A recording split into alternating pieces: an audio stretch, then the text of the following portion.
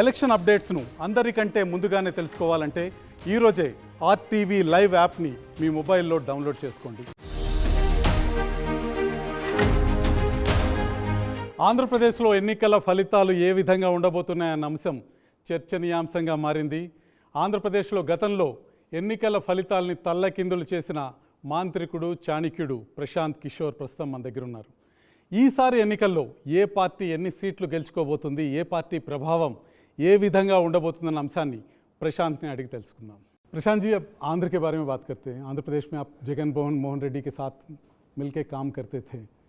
जब आप उनके पार्टी के साथ थे, एक आंधी चली थी. अब क्या माहौल दिखाई दे रहा है आंध्र प्रदेश में? 2019 में जगन मोहन रेड्डी को वाईएसआरसीपी को बहुत बड़ी जीत मिली, वो तो हिस्ट्री में है, दर्ज है. लेकिन इन चुनावों को लेकर आंध्र में चूँकि मैं जुड़ा रहा हूँ, तो मैंने पहले आज से 3-4 महीना पहले भी कहा है कि जहाँ तक मेरी समझ है आंध्र प्रदेश में जगन मोहन रेड्डी की बड़ी हार होने जा रही है. और ऐसा आज मैं चुनाव के समय नहीं बोल रहा हूँ. 1-1.5 साल पहले जब जगन मोहन रेड्डी मेरे से आकर दिल्ली में मिले, तब भी मैंने उनको कहा कि मेरी समझ से इस बार आपकी बड़ी हार होगी. Obviously he will not agree. लेकिन मीडिया का कहना है, लोगों का कहना है कुछ चीज़ बिगड़े हैं आपके और जगन मोहन रेड्डी के बीच में. नहीं, वजह से हमारा जगन मोहन रेड्डी से क्या बिगड़ेगा? हमारी तो उनसे दोस्ती है, अच्छा संबंध शुरू से रहा है. जो लोग मुझे जानते हैं या आंध्रा की पॉलिटिक्स को फॉलो करते हैं, उनको मालूम है कि आंध्रा के रिजल्ट के बाद मैं कभी जीवन में आंध्रा में वापस आया ही नहीं हूँ. तो बनना बिगड़ना क्या है, मैं तो अपना काम बिहार में कर रहा हूँ. लेकिन जगन मोहन रेड्डी आज से 1-1.5 साल पहले इन चुनावों को लेकर मेरे से मिलने दिल्ली आए थे. मेरी मुलाकात लंबी बात भी हुई थी. मेरा अपना नज़रिया ये था कि जिस तरह से सरकार चली है, उनके लिए बहुत बड़ी चुनौती होगा इस बार चुनाव जीतना. जगन मोहन रेड्डी अपनी उनकी जो समझ है उसके अनुसार उनको लगता था कि इस बार तो कोई लड़ाई है ही नहीं, जीत हार छोड़िए, हम तो 175 सीट जीत सकते हैं. तो मेरा अंतिम उनको यही था कि भाई अगर आप जीत ही रहे हैं और आपको लगता है कि आप 175 जीत जाएंगे तो बहुत अच्छा है, जाके चुनाव लड़. अच्छा, ये बता दीजिए जगन मोहन रेड्डी ने क्या गलती किया ताकि उतनी बड़े मेजॉरिटी से आप बता रहे कि हार के ओर बढ़ रहे हैं? मैं आपको बता रहा हूँ, गलती कोई एक नहीं करी है. जैसा आपने ठीक कहा कि इतनी बड़ी हार के, इतनी बड़ी जीत के बाद अगर आप 4 साल या 5 साल में हार के कगार पर खड़े हैं तो you must have done series of blunders. जो सबसे बड़ी बात जो जगन मोहन रेड्डी ने गलती करी है कि he has started treating himself like a provider. He is a self appointed provider of Andhra people. Democracy में people elect leaders, they don't elect their kings, they don't elect their providers. Some leaders, it's not only true for Jagan Mohan Reddy. कुछ नेताओं को ऐसा लगता है कि अब मैं बन गया यहाँ. आपका कहना यह है कि जगन मोहन रेड्डी को सत्ता का चस्का लग गया और अहंकारी हो गई? नहीं, अहंकार तो बात की बात है. ये समझना कि मैं राज्य के मुखिया के तौर पे मुझे मालूम है कि जनता को क्या चाहिए. जगन मोहन रेड्डी ने यह तय कर लिया कि उनकी समझ से आंध्र की जनता को कुछ नहीं चाहिए, सिर्फ डीबीटी चाहिए, सिर्फ कैश ट्रांसफ़र चाहिए. मैं कैश ट्रांसफ़र करता रहूँगा, सड़क बने ना बने, रोजगार मिले ना मिले, लोगों की आर्थिक स्थिति बिगड़ जाए, खराब हो जाए, लॉ एंड ऑर्डर खराब हो जाए, आंध्रा देश का ऐसा राज्य बन जाए जिसकी कोई राजधानी नहीं है, लोग मुख्यमंत्री से मिल नहीं सकते हैं, मुख्यमंत्री कभी पब्लिक में दिखते नहीं. इन बातों से मतलब नहीं भाई मैं यहाँ राजा के कुर्सी पे बैठा हुआ हूँ. मानते नहीं कि वेलफेयर बहुत, मैं आप आ रहा हूं उस पर, अहम चीज है. नहीं, welfare without in absence of aspiration has got no meaning. यही तो फर्क है लीडर में और प्रोवाइडर में. पुराने जमाने में जो लोग राजा होते थे वो भी तो अपने समाज का भला करते थे. उसमें और डेमोक्रेटिकली इलेक्टेड लीडर में फर्क क्या है? डेमोक्रेटिकली इलेक्टेड लीडर का काम यह है कि जिसको वेलफेयर की जरूरत है उसको वेलफेयर दिया जाए, जिसको पढ़ाई की ज़रूरत है उसको पढ़ाई दिया जाए, जिसको जॉब की ज़रूरत है उसको जॉब देने का प्रयास किया जाए. समाज के एस्पिरेशन और इमीडिएट नीड, सर्वाइवल और राइट, दोनों को बैलेंस करके चलना है. जगन मोहन रेड्डी ने बस वन वे स्ट्रीट बना लिया कि मैं पैसा हर महीने वेलफेयर के नाम पर लोगों को बांटता रहूँगा और लोग मुझे जीवन भर वोट देते रहेंगे, चाहे मुझे कर्ज लेके देना पड़े, चाहे मैं काम करूं न करूं, चाहे भ्रष्टाचार हो रहा हो, जब तक भाई तुम्हें तुम्हारा 5,000 रुपये मिल रहा है मेरे से सवाल मत पूछो. This is the attitude of a provider, not of a leader. And that is why Jagan Mohan Reddy will be shocked on 4th of June when the results will come, because he will learn it very hard way कि ऐसा नहीं है। मान लीजिए कि आप मिस्त्री का काम करते थे गांव में कहीं, और आप काम करके 20,000 रुपये कमाते थे। अब वो काम बंद हो गया तो 20,000 का आपका नुकसान हो गया। बदले में सरकार आपको 6,000 रुपये ट्रांसफर कर रही है किसी स्कीम के नाम पे। Will you take it? जो व्यक्ति अपनी इकोनॉमिक एक्टिविटी से कुछ पैसा कमा रहा था, उसके साथ उसको कुछ वेलफेयर में मिल जाए तो अच्छा है। लेकिन अगर आपने कहा कि कुछ लोग बात करते हैं कि वाईएसआरसीपी ने एजुकेशन में बड़ा काम किया है, इंग्लिश मीडियम की बात करी। भाई इंग्लिश मीडियम, आपने मीडियम चेंज कर दिया, उससे स्कूल थोड़ी ना बदल गए, उससे अच्छे शिक्षक थोड़ी ना आ गए। आपने डिसेंट्रलाइजेशन के नाम पर वॉलंटियर्स की एक फौज खड़ी करी, लेकिन जो संवैधानिक व्यवस्था है, जो पंचायती राज की व्यवस्था है, उसको आपने सिरे से खत्म कर दिया। ये वॉलंटियर वाला आइडिया आपका नहीं है? नहीं, हम भाई सरकार में आप फिर मैं वही कहूँगा, आपने चुनाव जीतने के बाद इंक्लूडिंग शपथ, मैं तो शपथ ग्रहण समारोह में भी नहीं आता हूँ, मैं तो आया ही नहीं हूँ। उनकी अपनी सोच है। जैसे मैं जो कह रहा हूँ कि डिसेंट्रलाइज, जैसे एक एग्जाम्पल के तौर पे आप देख लीजिए, डिसेंट्रलाइज गवर्नेंस का, सत्ता और संसाधन के विकेंद्रीकरण का एक संवैधानिक फ्रेमवर्क है पंचायत। पंचायत में चुने हुए रिप्रेजेंटेटिव, उनके माध्यम से आप सत्ता और संसाधन का डिसेंट्रलाइजेशन कर सकते हैं। आपने डिसेंट्रलाइजेशन का एक नया मॉडल खड़ा कर दिया, 2 लाख लोगों को वॉलंटियर के तौर पर, बेसिकली अपने पार्टी कार्यकर्ताओं को आपने सरकार में शामिल करा दिया। अब उन्हीं से आप सारा डिस्ट्रीब्यूट करा रहे हैं पैसा या जो भी व्यवस्था है। जो संवैधानिक व्यवस्था थी, जो लोग चुनकर आए थे, सरपंच हैं, विलेज हेड हैं, वो कहाँ जाएंगे? उनकी भूमिका क्या होगी? पूरा तंत्र, मुख्यमंत्री, volunteer, DBT, that is it. तो आप उसका देख रहे हैं कि समाज का बड़ा वर्ग उससे बिल्कुल ना। और ये 3 कैपिटल वाला आइडिया आपका नहीं था क्या? भाई मैं कोई गवर्नेंस का आइडिया नहीं देता हूँ। मैं जब चुनाव लड़ाता हूँ तो जब लड़ाता था, अब तो मैंने काम ही छोड़ दिया वो, मैं इतना ही करता हूँ कि जो आपका मुख्य एजेंडा है उसको तय करते हैं। तो 9 रत्नालू के जो 9 प्रॉमिस हैं वो हमारे डिजाइन किए हुए हैं कि ये 9 चीज़ तो आप जरूर कीजिए। लेकिन that 9 point program is not be all end all है। ऐसा नहीं है कि ये 9 चीज़ कीजिए और बाकी सब चीज़ भूल जाइए। बाकी चीज़ तो सरकार में आप चुनकर आ रहे हैं, मुख्यमंत्री आप बने हैं, शपथ आपने ली है, कैबिनेट आपका है, देश राज्य की पूरा संसाधन आपके पास है।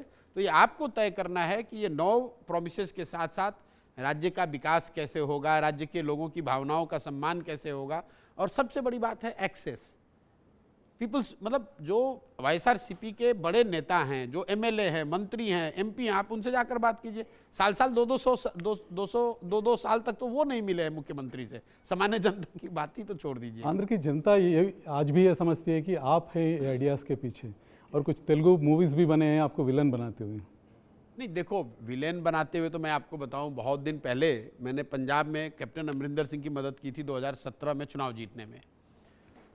2001 मैं एक वाकया आपको सुनाना चाहता हूं, जिस one of the reasons why I left this domain. तो अमरिंदर सिंह चुनाव जीतने के बाद मुख्यमंत्री आवास छोड़कर जाकर वो एक बड़े फार्म हाउस में शहर के बाहर रहते थे। वहाँ पर संविदा कॉन्ट्रेक्चुअल जो एम्प्लॉई हैं वो मुख्यमंत्री से मिलना चाहते थे, कोई एजिटेशन कर रहे थे। मुख्यमंत्री जब नहीं मिले तो वो लोग धरने पर बैठे और बाहर एक बोर्ड लगाया जिस पर लिखा हुआ था कि जो व्यक्ति भी हम लोग को मुख्यमंत्री से मिला देगा उसको हम लोग 1 लाख रुपए इनाम देंगे। तो विपक्ष के एक नेता ने टिप्पणी करी, एक ट्वीट किया कि भाई जो आदमी इन संविदा कॉन्ट्रेक्चुअल एम्प्लॉय को मुख्यमंत्री से मिला देगा उसको 1 लाख रुपए मिलेगा, लेकिन जो आदमी प्रशांत किशोर को पकड़ के वापस पंजाब में लाएगा उसको 10 लाख रुपया मिलेगा। क्योंकि चुनाव से पहले यही आदमी था जो कि कह रहा था हर घर कैप्टन, कॉफ़ी विद कैप्टन, और जब आज चुनाव हो गया, सरकार बन गई तो कहीं नहीं कैप्टन। तो उस नज़रिए से आप मुझे दोष दे सकते हैं कि मैंने उनके चुनाव जीतने में उनकी मदद की है, लेकिन वोट तो जनता ने ही दिया है ना। तो अगर मैं दोषी हूं तो वोट देने वाले भी दोषी हैं। आज वाले अब वो जो दोष है उसको जनता सुधार लेगी। इसीलिए तो हर 5 साल पे चुनाव होता है, ताकि नेताओं को ये ध्यान रहे कि वादा खिलाफी करने का या अपने प्रोमिसेस को नहीं रखने का या taking people for granted has a price to pay, and Jagan will pay a very heavy price. आपका कहने का मतलब है जगन मोहन रेड्डी को और 5 साल इंतजार करना पड़ेगा फिर से सत्ता में आने के लिए? अब 5 साल करना पड़ेगा कि 10 साल, ये तो मैं जानता नहीं हूँ, लेकिन इस बार वो चुनाव तो हार गए। लेकिन वाईसीपी नेताओं का कहना है कि आप तेलुगु देशम से जुड़े हुए हैं, तेलुगु देशम के लिए काम कर रहे हैं, तेलुगु देशम के पैसे भी ले रहे हैं, इसलिए तेलुगु देशम के लिए बात कर रहे हैं। वाईसीपी, मैं तो पूरे देश के लिए बात कर रहा हूँ। वाईसीपी के नेताओं की क्या बिसात है, मेरे पे टिप्पणी क्या करेंगे वो? भाई, बंगाल और तमिलनाडु के चुनाव जीतने के बाद 2 मई 2021 को राष्ट्रीय समाचार चैनलों पर सामने आकर मैंने कहा कि मैं अब आईपैक जो हमारी व्यवस्था थी, इस काम को मैं छोड़ रहा हूं और आईपैक को छोड़ रहा हूं, मैं अपना काम बिहार करने जा रहा हूं। उसके बाद मैं 2 साल बिहार में पैदल चल रहा हूं, वो पब्लिक डोमेन में है। आईपैक का कोई भी कर्मचारी, कोई भी साथी, कोई भी ऑफिस ये बता दे, अगर मैंने आईपैक के किसी ऑफिस में पैर भी रखा हो 1 मिनट के लिए भी, आईपैक आज भी काम कर रहा है वाईएसआरसीपी के साथ, मुझे उससे क्या लेना देना है भाई? आज आप और चंद्रबाबू नायडू के बीच में कोई रिश्ता नहीं है, नहीं। तो चुनाव के समय में हैदराबाद में क्या कर रहे हैं? नहीं, मैं आपको बता रहा हूँ, चंद्रबाबू नायडू से मेरा रिश्ता जो है वो तो मैंने पब्लिकली आपको बताया कि बंगाल चुनाव जीतने के बाद हम लोग के कुछ कॉमन फ्रेंड्स ने आपस में मीटिंग कराई और मैंने उस समय उनको कहा कि भाई आप, मतलब जो 2019 में हुआ, मेरा कोई व्यक्तिगत आपसे झगड़ा नहीं है, वाईएसआरसीपी के साथ काम कर रहे थे, वो प्रोफेशनली जो काम करना था वो किया। इन चुनाव में मैं उनकी भी मदद नहीं कर रहा हूं और आपकी भी मदद नहीं करूंगा। बाकी रह गई बात, नेता जब मिलेंगे, अगर जगनमोहन रेड्डी भी आज आकर मिलेंगे मेरे से, तो बात तो लोग चुनाव और राजनीति की ही करेंगे। राहुल गांधी भी मिलेंगे तो वो भी बात करेंगे, यही बात करेंगे। चंद्रबाबू नायडू भी मिलेंगे तो वो भी चंद्रबाबू नायडू से जब बात करेंगे तो यही बात करेंगे, भाई चुनाव में क्या हो रहा है, राजनीति में क्या हो रहा है। लेकिन आप हैदराबाद में तो चंद्रबाबू नायडू चुनाव नहीं लड़ रहे हैं ना, चंद्रबाबू नायडू चुनाव लड़ रहे हैं आंध्र प्रदेश में। मुझे तो किसी ने आंध्र प्रदेश में नहीं देखा है, मैं तो आंध्र प्रदेश में नहीं गया हूँ। पिछली बार जब मैं वाईएसआरसीपी का अभियान यहाँ कर रहा था, उनकी मदद कर रहा था, तो पूरा आंध्र प्रदेश देख रहा था कि मैं क्या कर रहा हूँ सुबह से शाम तक। ठीक है, वो यहाँ के नेता हैं, अपना चुनाव लड़े, देखें। 4 जून को पता चल जाएगा कि किसकी सलाह किसने मानी और किसने नहीं मानी और उसका खामियाजा क्या किसको बिता। और मुझे कोई उससे मतलब भी नहीं है। मैं तो, आपने सवाल पूछा, उस नज़रिए से बता रहा हूँ। मुझे इससे मतलब नहीं कि वाईएसआरसीपी जीते कि टीडीपी जीते। वाईएसआरसीपी चुनाव हार, आप जैसे पूरे देश के बारे में पूछ रहे हैं। अब शर्मिला फैक्टर के बारे में क्या सोच रहे हैं? वो कांग्रेस की अध्यक्ष बनी हैं, प्रदेश कांग्रेस के अध्यक्ष बनी हैं, और विजयम्मा जो वाईसीपी की पूर्वाध्यक्ष हैं, वो समर्थन कर रही है शर्मिला की, आज ही स्टेटमेंट दी है। देखिए, उनका फैक्टर कहाँ तक रहेगा इलेक्शन में?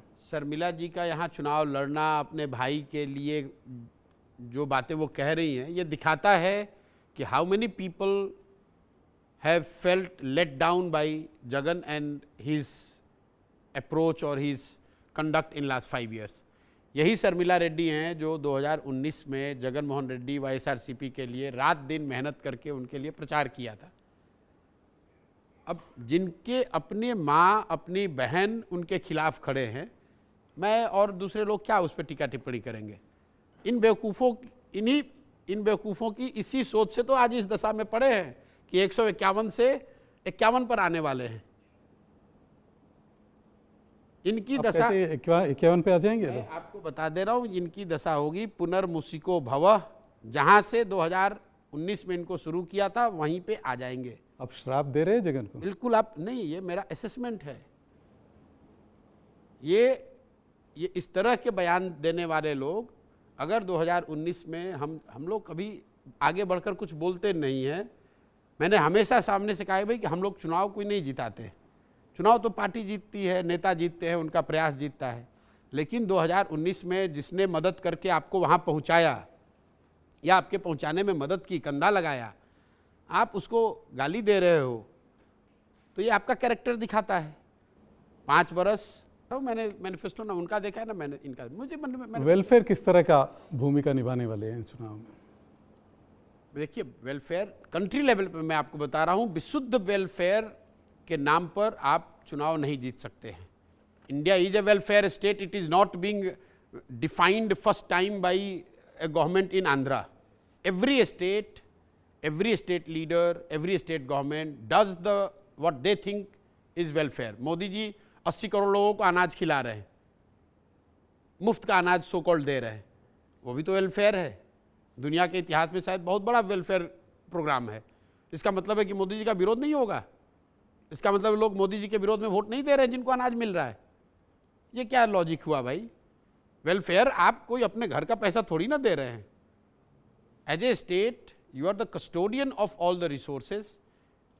As a state head people elect you to make use of that resource to create best opportunity, best future for the people, including taking care of immediate needs through the welfare means.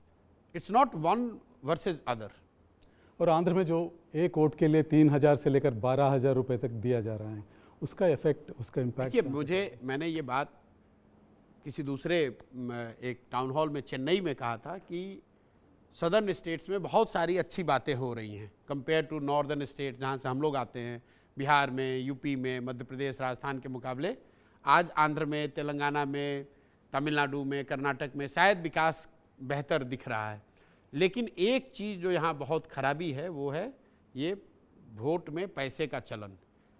लोग यहाँ पर चाहे जितने समझदार हों, लेकिन एक ये जो पैटर्न बन गया है राजनीतिक दलों या नेताओं के द्वारा पैसा देना, हालांकि मैं मानता हूं कि पैसे से लोग वोट बेच नहीं रहे हैं, क्योंकि दोनों ही दल पैसा दे रहा है, फिर भी वोट तो एक ही किसी को ज़्यादा मिल रहा है, तो पैसे का उतना असर नहीं है। लेकिन it is one of the I would say major problems in the southern states. ये परेशानी इतनी ज़्यादा नॉर्दर्न स्टेट्स में नहीं है। दूसरी परेशानी वहाँ ज़्यादा हो सकती है, लेकिन ये जो पॉलिटिकल करप्शन, खासकर वोटर को चुनाव से पहले पैसा देने की जो बात है, ये नॉर्दर्न स्टेट्स में इतना नहीं है। सदर्न स्टेट्स में ये ज़्यादा, खासकर तमिलनाडु, कर्नाटक और आंध्र प्रदेश, तेलंगाना में हम लोग देख रहे हैं।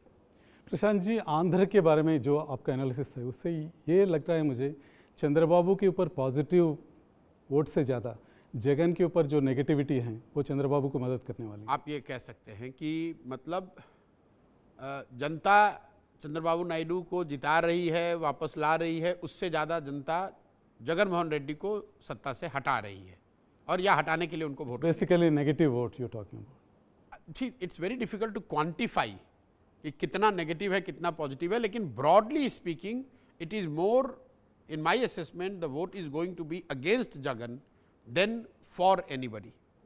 Thank you very much Prashant ji, आप स्टूडियो आने के लिए, थैंक यू, राय बताने के लिए धन्यवाद।